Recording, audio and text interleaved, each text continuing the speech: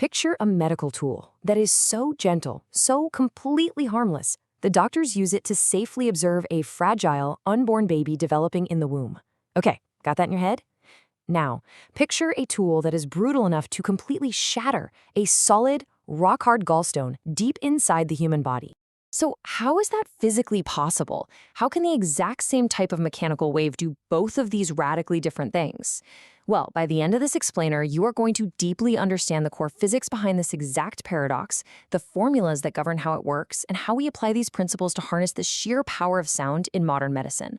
Here is our roadmap for the lecture. We're going to start with the power of ultrasound, look at medical therapy and cavitation, and then dive into diagnostics and acoustic impedance. After that, we'll hit the reflection coefficient formula, explore Doppler-shifted ultrasound, and then wrap it all up with a final summary. Section 1, the power of ultrasound. Let's dive right into it. To really understand how we use sound as a medical tool, we have to define what we're working with. Simply put, ultrasound is just any sound with a frequency above 20,000 hertz, or 20 kilohertz. Now, that number is absolutely crucial because it's the absolute upper limit of human hearing. We literally cannot hear it.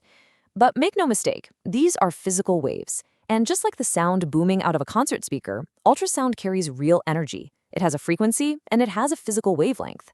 But how do we take a harmless, invisible, high-pitched wave and turn it into a targeted medical instrument? Section 2, medical therapy and cavitation. Let's solve the first half of our opening paradox. How can sound physically destroy tissue? The secret ingredient here is intensity. It's a fantastic real-life analogy. Think of intensity just like turning up the volume dial on your stereo. Diagnostic ultrasound, the gentle kind used for imaging babies, operates at a microscopic intensity of just a fraction of a watt per square meter. It causes literally zero thermal damage. But therapy ultrasound? That takes the dial and turns it all the way up to thousands or even hundreds of thousands of watts per square meter. At this massive intensity, the wave's energy converts into deep heat for physical therapy. But if doctors focus it just right, it does something way more extreme. Now, a student looking at this might ask, wait, why does turning up the volume actually shatter a solid target, like a gallstone? The answer is this wild physical process called cavitation. Remember, sound is a longitudinal wave. It travels by alternately compressing and expanding the stuff it moves through. When you pump high-intensity ultrasound into a fluid, those alternating vibrations get so extreme that the expansion phase literally tears the fluid molecules apart. It creates these microscopic vapor cavities. And when those cavities violently collapse just a fraction of a second later, they produce massive microscopic shockwaves. It's this continuous violent bubbling and collapsing that totally pulverizes gallstones right on contact. Section 3, diagnostics and acoustic impedance. So that explains the destruction side. But what about the imaging? Let's transition over and see how a safe, low-intensity wave actually paints a picture of our insides. Medical imaging relies entirely on echoes. When a wave hits a boundary between two different organs, part of it bounces back. But why? Well, it's governed by a characteristic called acoustic impedance, which we represent with the letter Z. And finding it is a super easy three-step process. First, we take the density of the medium, say muscle tissue, represented by the Greek letter rho. Second, we take the speed of sound through that specific medium, represented by v. Finally, we just multiply them together. Z equals rho times v. Every single tissue in your body has its own unique acoustic impedance. Let's look at a real-life example to make this concrete. Check out the acoustic impedance column on the far right. Water, fat, and muscle all hover around 1.3 to 1.7 times 10 to the 6th. They're actually very similar. But now look down at bone. It jumps massively up to 5.7 or even 7.8 times 10 to the 6th. Now wait, this is incredibly important, so don't miss this. Echoes only happen when this impedance changes. The bigger the mathematical difference between the two tissues, the stronger the echo that bounces back to the machine. Section 4, the reflection coefficient formula. Now that we understand the basic idea of boundaries, let's look at the actual math that tells us exactly how much of the wave bounces back. This is the intensity reflection coefficient, represented by a lowercase a.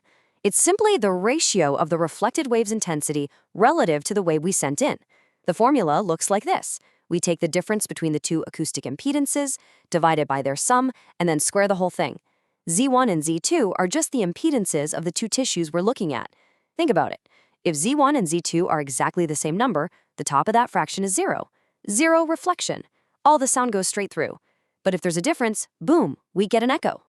Let's actually apply that formula. Imagine an ultrasound wave traveling from a layer of fat into a layer of muscle. If we plug the impedances of fat and muscle from our earlier table into that equation, we get an intensity reflection coefficient of 0.014. That means only 1.4% of the sound wave bounces back as an echo. Now, you might be wondering, why does such a tiny echo matter? Because it means the other 98.6% of the sound wave successfully transmits deeper into the body. If too much sound bounced back right at the skin, we would never ever be able to see organs deep inside the abdomen. Section 5, Doppler-shifted ultrasound. All right, so we can map out stationary organs, but what happens when our target is moving? Like blood rushing through an artery or a tiny fetal heartbeat. We use Doppler-shifted ultrasound. You've definitely heard the Doppler effect before. It's what happens when a police siren drives past you and the pitch drops. In medical ultrasound, we deal with a fascinating version of this called the double shift. Let's say we're tracking a red blood cell. First, the blood cell is moving toward the ultrasound probe. So the cell acts as a moving observer, receiving a slightly higher frequency wave than the probe actually broadcast. Then, the sound bounces off that cell. Now, the cell acts as a moving source, broadcasting that already shifted wave back to the stationary probe. The resulting echo has been shifted twice. Measuring that shift tells us exactly how fast the blood is moving. But here is a common area where students get tripped up. The starting frequency of medical ultrasound is huge, usually around 2.5 million hertz. The Doppler shift from a tiny moving blood cell might only change that massive frequency by a few hundred hertz. Measuring that tiny difference directly is incredibly tough for a machine to do. So we use a clever physics trick. The machine superimposes the returning echo right over the original broadcast frequency. This creates a beat frequency, which is literally just the absolute difference between the two frequencies. Measuring this low-frequency beat is highly accurate, it's easy to do, and it gives us the exact velocity of our moving target. Section 6, Final Summary and Review. We have covered a ton of ground today, from shattering stones to tracking blood flow. Let's bring it all together. Before we hit the main takeaways, I've got a quick retention check for you. If ultrasound is this powerful and useful, why can't we just crank up the frequency and see infinitely deep into the human body with perfect atom-level microscopic detail? The answer lies in the fundamental physical limitations of waves. You see, you can never observe details significantly smaller than the wavelength of your probe. So to see tiny details, you need a very high frequency, which gives you a tiny wavelength. But here's the massive physical trade-off. High frequencies are strongly absorbed by tissue, and they just do not penetrate well. The general rule of thumb in medicine is the 500 wavelength rule. You can only scan to a depth of about 500 times your wavelength. Abdominal scans use around 7 megahertz, which gives us awesome millimeter detail, but it limits our sight to about 11 centimeters deep. We are totally bound by the physics of the wave. So let's summarize our key takeaways from this lecture. First, acoustic impedance, calculated as density times velocity, is what dictates how much sound reflects at the boundaries between our tissues. Second, turning up that intensity dial is what transforms a safe, diagnostic wave into a therapeutic tool capable of tissue cavitation.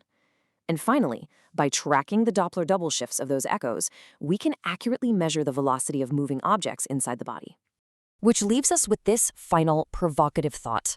Today, we learned that the frequency and wavelength of mechanical sound waves strictly dictate the physical limits of our medical vision. But if that's true for sound inside the human body, how do electromagnetic waves allow us to look through the dead vacuum of space and see the very edges of the universe? Think about that. Keep questioning the physics around you, and I will see you in our next explainer, where we tackle exactly